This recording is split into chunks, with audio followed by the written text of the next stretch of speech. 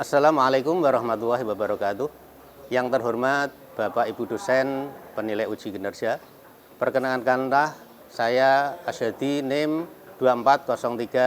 240311719141. Saya guru pendidikan agama Islam di SMK Miftahul Ulum Boarding School Jogoloyo Demak, sekaligus mahasiswa PPG dalam jabatan batch 1 pada Universitas Islam Negeri Wali Songo tahun 2025. Pada video ini saya akan membawakan sebuah materi yang berjudul Menjaga Keseimbangan Kehidupan dengan Al-Kulliyat Al-Khomsah. Materi ini merupakan materi pembelajaran kelas 10 semester genap tahun pelajaran 2024-2025. Dan dalam pembelajaran ini saya menggunakan model pembelajaran PJBL atau Project Based Learning. Kira-kira seperti apa videonya? Mari kita simak bersama-sama. Assalamualaikum warahmatullahi wabarakatuh. Assalamualaikum warahmatullahi wabarakatuh. Waalaikumsalam warahmatullahi wabarakatuh. Gimana kabarnya anak-anak? Sehat? Alhamdulillah. Kali ini kita bersama-sama masuk kelas dan memulai pelajaran di hari ini. Mudah-mudahan pelajaran kali ini nanti ada berkah dan manfaatnya bagi kita semuanya. Amin. Sebelum kita mulai bersama, untuk lebih baiknya kita berdoa dulu, memohon kepada Allah SWT mudah-mudahan pembelajaran di hari ini bisa lancar, mendapatkan berkah. Oleh karena itu silakan satu anak perwakilan Mas Rifan Bangkit untuk maju berdoa bersama memimpin doa Fatihah dan doa masuk sekolah. Silakan.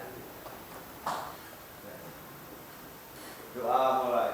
Bismillahirrahmanirrahim. Alhamdulillahirabbil alamin. Ar-Rahmanir-Rahim. Maliki yaumiddin. Iyyaka na'budu wa iyyaka nasta'in. Ihdinas siratal mustaqim, siratal ladzina an'amta 'alaihim ghairil maghdubi 'alaihim waladdallin. Rabbighfirli wa liwalidayya walil mu'minina amin. Bismillahirrahmanirrahim.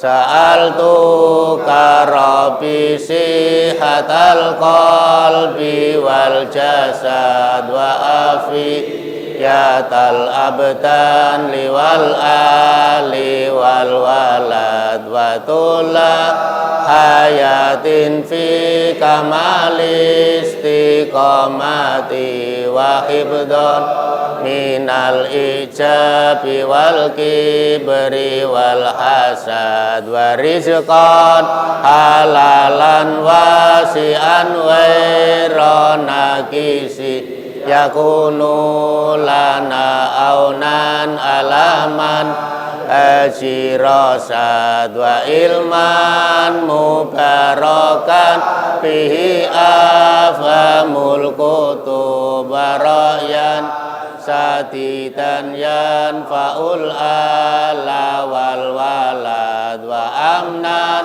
minal bala'i wal hauli wal fitan li autonina wa ismatan min dawil hasad wa husna ata'in lil hukuki jami'iha alamak tuhibbuhu wa tardahu ya somad. Ya, terima kasih Mas Rifan Bangkit. Oke, selanjutnya kami akan tanya anak-anak semuanya hadir semuanya ya. Ya, alhamdulillah pada saat ini semua siswa bisa menghadiri pembelajaran pada saat kali ini. Sekali lagi mudah-mudahan pembelajaran di pagi hari ini menyenangkan, menggembirakan, dan mendapat manfaat bagi kita semua, khususnya di kelas 1 TKRO saat ini. Terus selanjutnya yaitu untuk mengawali pembelajaran saat ini, mari kita literasi bersama membaca surat Al-Maidah ayat 48 bersama-sama. Ya, pada saat ini diberi keberkahan oleh Allah SWT. Mari kita bersama-sama membaca, kita baca bersama-sama. Bismillahirrahmanirrahim. Wa anzalna ilaikal kitaba bil haqqi musaddiqan lima baina yadayhi minal kitabi wa muhaiminan alaihi.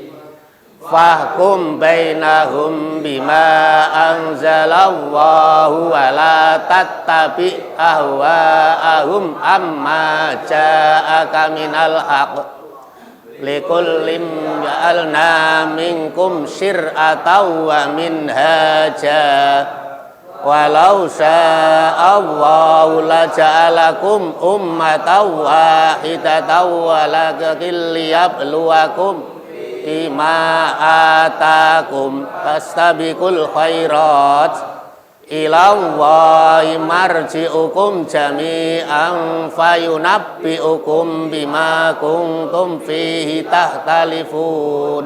Shadaqallahul adzim. Terima kasih. Kita lanjutkan selanjutnya.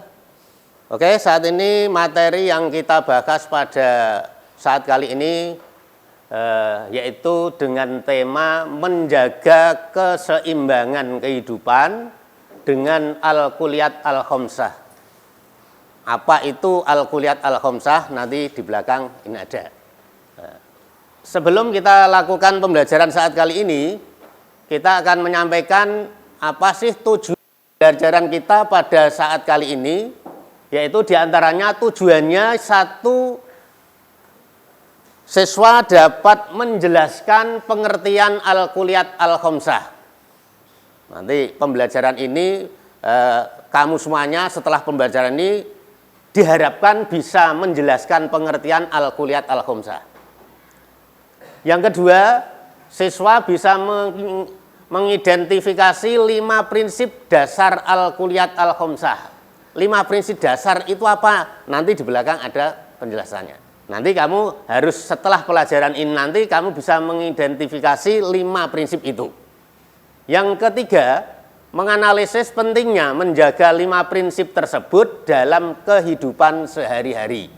Setelah tahu 5 prinsip itu apa, pentingnya apa itu dilakukan untuk kehidupan kita sehari-hari. Yang selanjutnya nomor 4 atau yang terakhir tujuan pelajaran adalah internalisasi nilai-nilai al-kulliyat al-khamsah dalam menjaga keseimbangan hidup secara individu maupun sosial. Jadi kamu setelah pelajaran ini nanti bisa menerapkan nilai-nilai hasil pelajaran ini untuk diri sendiri maupun orang lain agar supaya nanti bisa melakukan kegiatan-kegiatan yang sesuai dengan materi yang kita ajarkan pada saat ini. Inilah manfaatnya kita belajar, jadi itu tujuannya. Jadi nanti setelah pelajaran bisa melakukan hal-hal tujuan tersebut. Nih, kita masuk ke pembelajaran yaitu tentang pengertian. Di mana al-kulliyat al-khamsah itu apa? Al-kulliyat al-khamsah adalah 5 prinsip pokok dalam maqasid syariah atau dalam arti tujuan-tujuan syara yang menjadi pondasi hukum Islam. Jadi 5 prinsip itu adalah tujuan penetapan hukum Islam. Bisa ada hukum Islam ditetapkan itu tujuannya apa? Yaitu memandang 5 prinsip itu.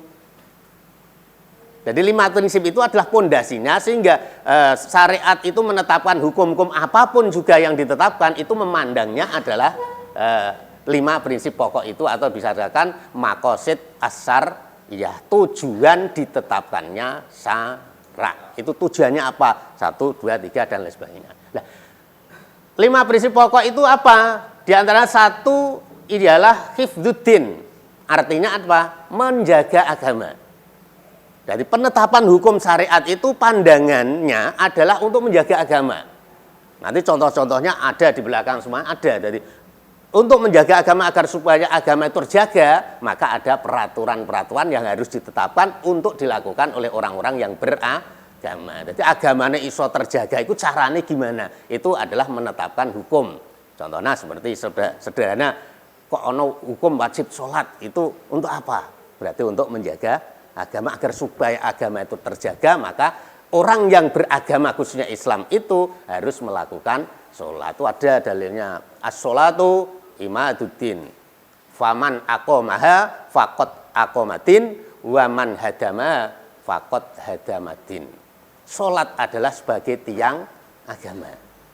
Maka barang siapa yang melakukan sholat sama halnya dengan menjaga agama. Karena tiangnya itu kuat, berarti agamanya kuat. Barang siapa meninggalkan sholat, berarti dia adalah merobohkan agama. Jadi sholat berarti ngedegake agama, apa mondasine agama, nyagai agama. Akan tapi kalau tidak sholat berarti sama juga kita yang merusak agama itu sendiri. Makanya hukum wajib sholat itulah yang dinamakan cara menjaga agama. Di antaranya contoh semacam itu. Oke, yang selanjutnya adalah nomor 2, hifdun nafas. Hifd an-nafas. Artinya apa? Menjaga jiwa. Jiwa, raga sama. Jiwa ini so terjaga, makanya ada peraturan. Maka sehingga ada peraturan dilarang membunuh orang lain tanpa hak. Maka ada putusan siapa yang menyakiti, natoni, maka akan dikisos. Itu ada. Makanya hukum-hukum agama itu sampai melarang orang itu saling membunuh, saling atau melukai, itu karena apa? Demi menjaga jiwa, agar supaya jiwa itu terjaga. Yang selanjutnya, yang nomor 3 adalah tujuannya ditetapkannya hukum syariat itu tujuannya adalah hifd al-aql atau menjaga akal. Akal pikiran bisa terjaga karena apa? Manusia itu dibedakan dengan hewan karena ada akalnya. Karena dengan akal manusia akan menjadi sempurna. Tanpa akal kita kehewanannya atau masuk kehewanan itu lebih parah. Makanya manusia dibedakan dengan hewan dengan akalnya. Maka akal harus kita jaga. Dengan cara apa? Macam-macam, diantaranya wajibnya menuntut ilmu. Ini adalah menjaga akal pikiran agar supaya terjaga. Karena itu sebagai perbedaan antara hewan dan manusia. Ini. Yang selanjutnya yaitu yang nomor 4. Tujuannya adalah untuk hifz an-nasl. Hifz an-nasl itu apa? Menjaga keturunan. Biar keturunan itu ada nasabnya, ada terjaga namanya, maka akan diberlakukan hukum-hukum Islam. Sebagaimana contoh sedikit yaitu dilarangnya perbuatan zina yang sudah kita pelajari bersama dulu adalah larangan pergaulan bebas dan perzinaan. Itu sudah ada materinya di sana. Sehingga ada hukum zina itu haram. Karena apa? Karena ini untuk menjaga keturunan, biar turunannya itu A bin B, B bin C itu ada. Karena dikhawatirkan kalau tidak terjaga dengan itu, tidak ada peraturan pernikahan, itu nanti akan berbahaya. Jadi kita itu anak siapa tidak akan diketahui. Makanya peraturan tentang pernikahan itu sangat dibutuhkan demi menjaga keturunan kita agar supaya keturunan kita itu baik dan diakui baik itu di negara maupun di syariat itu sendiri. Yang terakhir yaitu nomor 5, hifz al-mal atau hifdzul mal untuk menjaga harta. Jadi harta bisa terjaga, ono aturane. Dilarang mencuri, dilarang gosok. Larangan-larangan itulah pandangannya adalah demi menjaga harta ini. Kalau tidak ada larangan itu, yang kuat akan semakin kaya, yang lemah akan semakin miskin karena akan tertindas. Tapi kalau ada aturan tentang syariat itu demi menjaga agama, dilarangnya perampokan, dilarangnya korupsi, dilarangnya atau diharamkannya mencuri, itu demi menjaga harta kita masing-masing. Oke, kita lanjutkan. Itu pengertian. Nah ini contoh-contoh cara-cara menjaga 5 prinsip pokok itu dengan cara ini. Hifz ad-din atau menjaga agama, caranya gimana? Di antaranya ini banyak sekali, tapi ini hanya tertera 3. Yang keempat ada implementasinya, yaitu yang di antaranya yang pertama adalah menunaikan ibadah wajib dan sunnah. Itu dengan cara itu, baik ibadah wajib maupun sunnah. Wajib, ya wajib. Sunnah silahkan dilakukan, enggak apa-apa. Tapi demi menjaga agama, biar agama itu terjaga yang lebih baik, wajibnya dijalankan, sunnahnya ya dijalankan. Jangan pilih salah satu. Kalau bisa semuanya, baik itu sholat fardunya, duhur, asar, maghrib, isya, dan sholat qobliyahnya, atau ditambah sholat-sholat apa itu, sholat-sholat duha dan lain sebagainya. Nanti biar apa itu agama itu sangat terjaga, biar semuanya agama kita yang kita lakukan itu baik, makanya fardu, sunnah itu kita lakukan bersama-sama. Itu diantaranya. Yang kedua, menghindari syirik dan bid'ah. Nah ini yang biasanya baik itu syirik khafi maupun syirik yang dohiri atau yang jelas, itu syirik yang jelas. Contohnya kita menyembah berhala, itu menurut kita, pandangan kita adalah syirik. Karena apa? Kita adalah bertuhan satu, tidak ada Tuhan kecuali Allah Subhanahu wa Ta'ala. Malah melakukan kesyirikan itu adalah merusak agama. Itu diantaranya. Yang selanjutnya adalah memberikan ruang toleransi dalam beragama. Tepos liro dalam beragama. Jadi biar agama itu terjaga, tepos lirone antar umat agama itu gimana? Sesama agama. Kita mungkin punya budaya-budaya yang berbeda, cara untuk menggiarkan atau meramaikan masjid contohnya, itu mungkin dengan cara yang berbeda-beda. Itu toleransi. Kita tidak boleh ikut campur tangan kampung satu dengan kampung yang lain.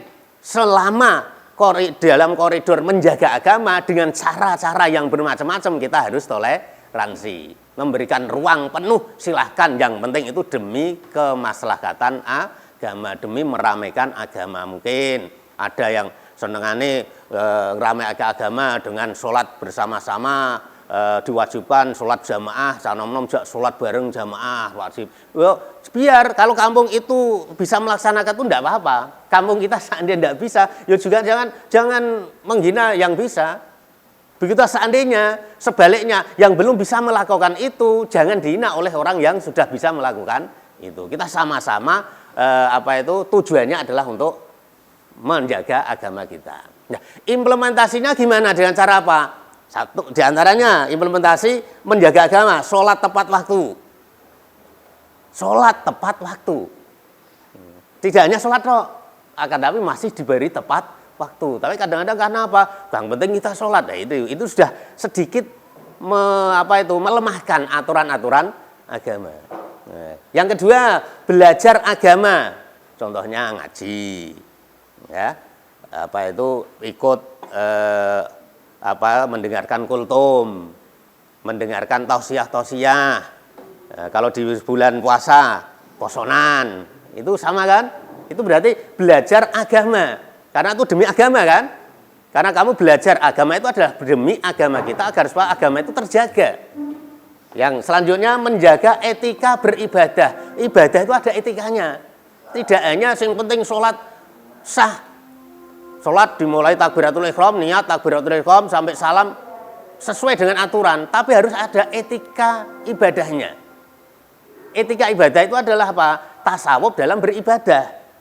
Jadi sholat itu menurut syar'i, menurut syariat, yang penting apa? Mulai takbiratul ihram sampai tahiyat semua kita jalankan dengan baik, itu sah.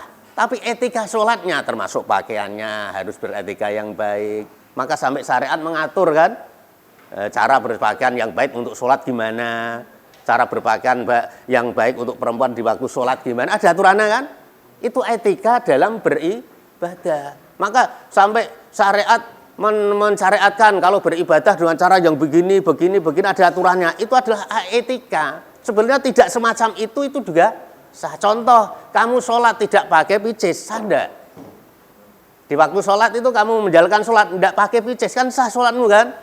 Tapi ini adalah etika kita beribadah. Kamu sholat pakai kaos yang mungkin tidak sampai segini, sah enggak?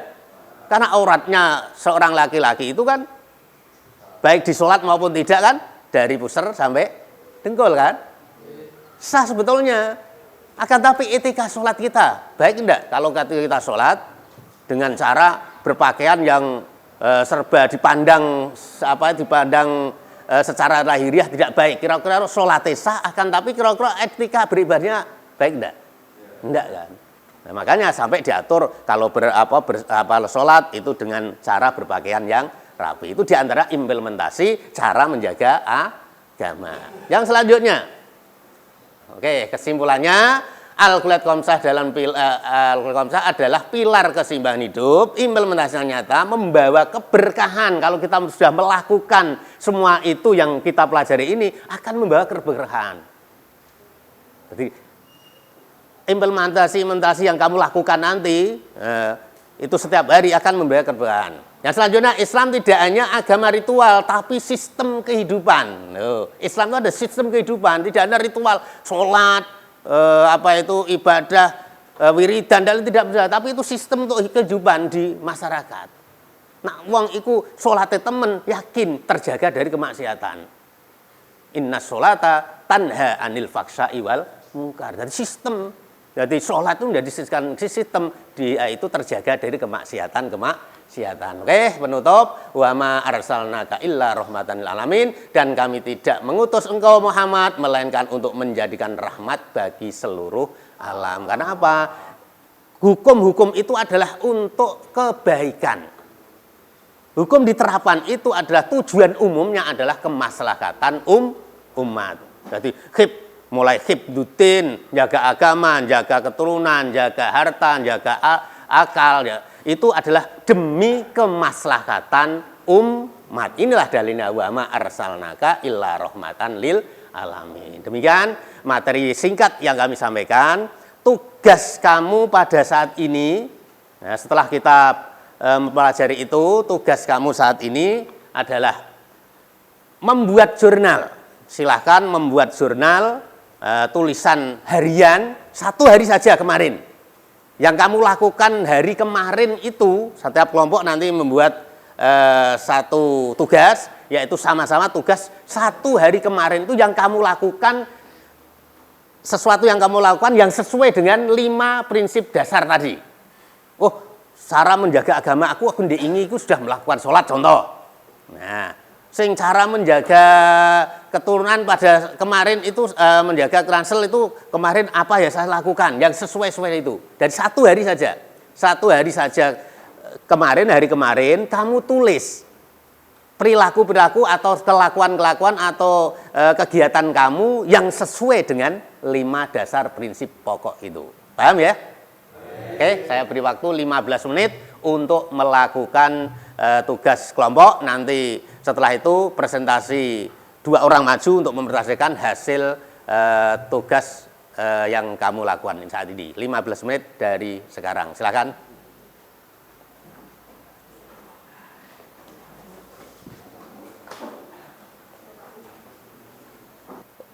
Implementasi materi tadi 1 hari kemarin, yaitu ini hari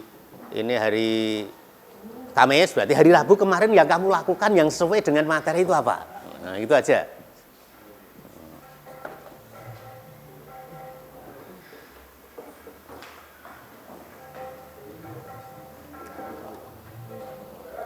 Kelompok 1, kelompok 2, kelompok 3 ya. 1, 2, 3, ini kelompok 3. Ya. Yang mewakili presentasi siapa? Nanti 2 orang.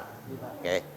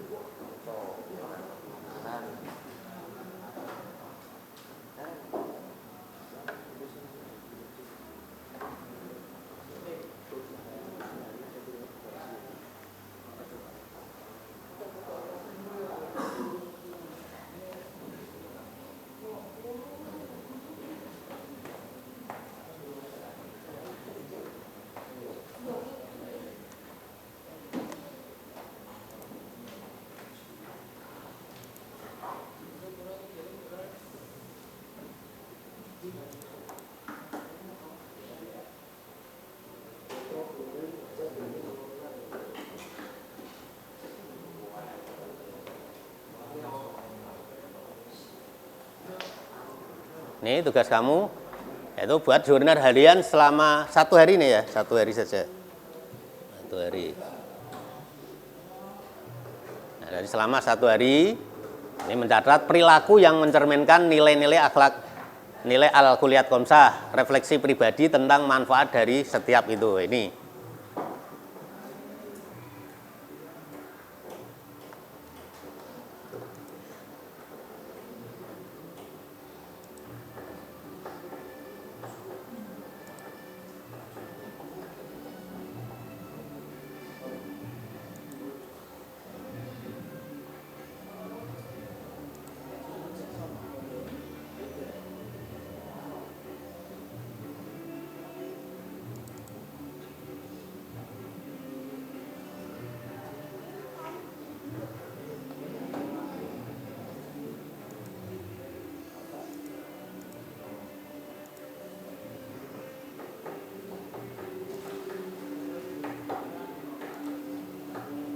Ini bisa untuk bahan, yaitu poster ini bisa untuk bahan kamu. Oke.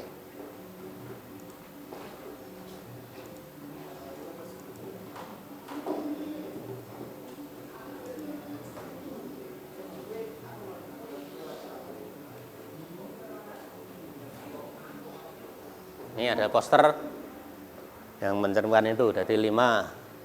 Dari 5 ke ini agama, menjaga jiwa, menjaga akal, ini adalah menjaga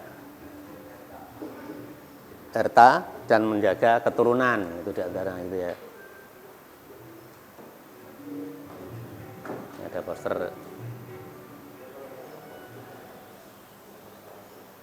Oke, cukup ya. Oke, selanjutnya adalah presentasi untuk kelompok mana dulu Ngacung? 3, 2, 1, siapa yang mau dahuluan? Silakan. 3 dulu ya. Oke, 3 perwakilan 2 untuk menyampaikan presentasi hasil daripada membuat jurnal 1 hari yang lampau, perilaku atau tindakan yang sesuai dengan al-kulliyat al-khomsah. Silakan.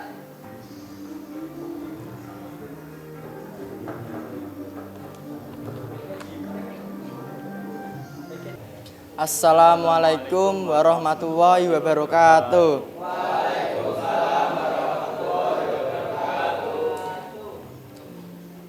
Jurnal harian selama 1 hari yang mencatat perilaku yang mencerminkan nilai-nilai al-kulliyatul al-khamsah. Aktivitas dari kelompok 3. Aktivitas hifz al-din atau menjaga agama, yaitu dengan menjaga lisan dari ghibah dan lebih banyak berzikir di waktu luang. Hifz al-nafas atau menjaga jiwa, yaitu dengan cara berolahraga pagi dan tidur lebih awal untuk menjaga kebugaran tubuh. Hifz al-aql atau menjaga akal, yaitu dengan cara menghindari tontonan yang tidak mendidik dan memilih film dokumenter yang menambah wawasan.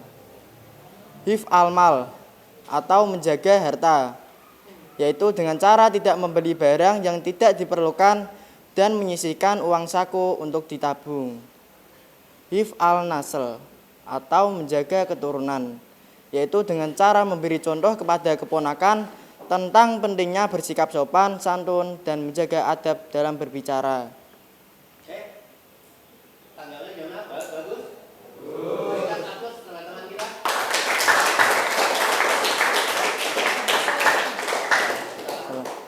Wassalamualaikum warahmatullahi wabarakatuh.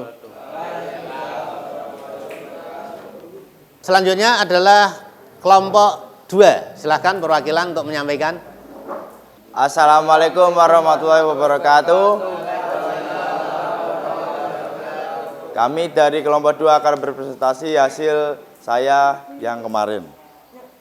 Jurnal harian selama 1 hari yang mencatat perilaku yang mencerminkan nilai-nilai al-kulliyatul al-khamsah. Hifz al-din, hifz al-nafas, hif al-qalaq, hif al-mal, dan hif al-nasl, serta refleksi pribadi tentang manfaatnya. 1.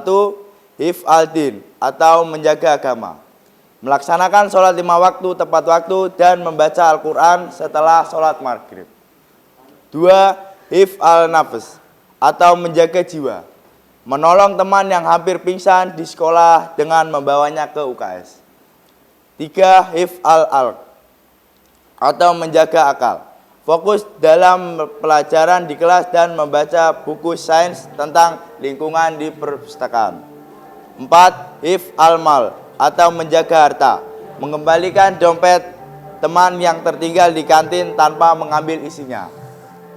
Dan terakhir, hif al-nasl atau menjaga keturunan, menasihati adik agar tidak menonton video yang tidak sesuai usia dan mendampinginya saat belajar. Sekian dari saya, apakah ada pertanyaan?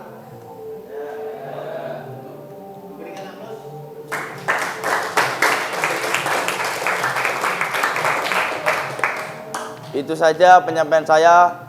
Kalau ada salah mohon maaf sebesar-besarnya. Wassalamualaikum warahmatullahi wabarakatuh.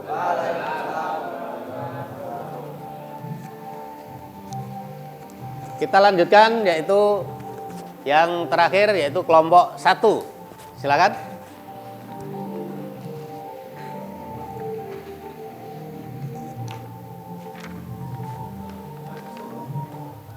Assalamualaikum warahmatullahi wabarakatuh.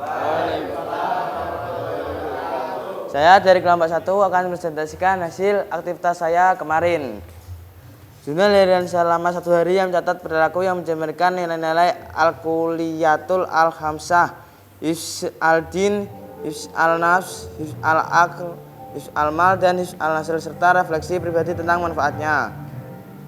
Aktivitas pertama yaitu hifz al-din, menjaga agama, yaitu mengikuti pengajian online tentang akhlak Rasulullah dan mengamalkannya dalam interaksi sehari-hari. 2. Hifz al-nasl, menjaga jiwa, yaitu memilih makanan sehat dan menghindari jajanan-jajanan yang tidak higienis. 3. Hifz al-aql, yaitu menjaga akal, menghindari berita hoaks dan memverifikasi informasi sebelum membagikannya. 4. Hifz al-mal, menjaga harta, yaitu membantu orang tua mencatat pengeluaran rumah tangga agar lebih hemat dan tidak boros. Dan terakhir hifz al-nasl, yaitu jaga keturunan, menyampaikan kepentingnya jaga pergaulan sehat kepada teman yang sedang mengalami masalah pergaulan bebas. Apakah ada yang ditanyakan?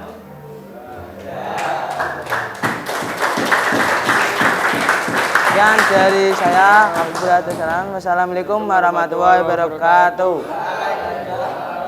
Terima kasih.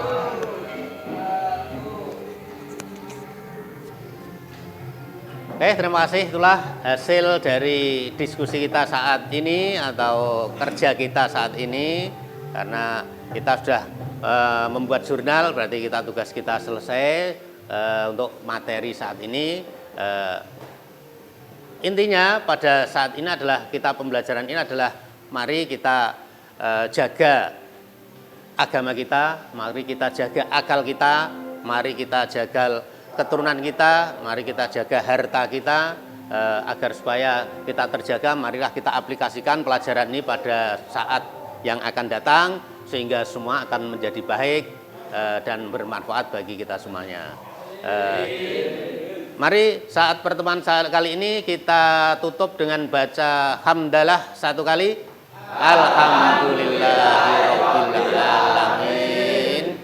Kurang lebihnya mohon maaf bila ada kata-kata kami yang kurang baik, kurang berkenan. Semoga sekali lagi kita berdoa mudah-mudahan pembelajaran saat ini bisa bermanfaat bagi kita semuanya. Yang akan kita aplikasikan di dalam kehidupan kita sehari-hari. Wal afu minkum. Assalamualaikum warahmatullahi wabarakatuh. Waalaikumsalam.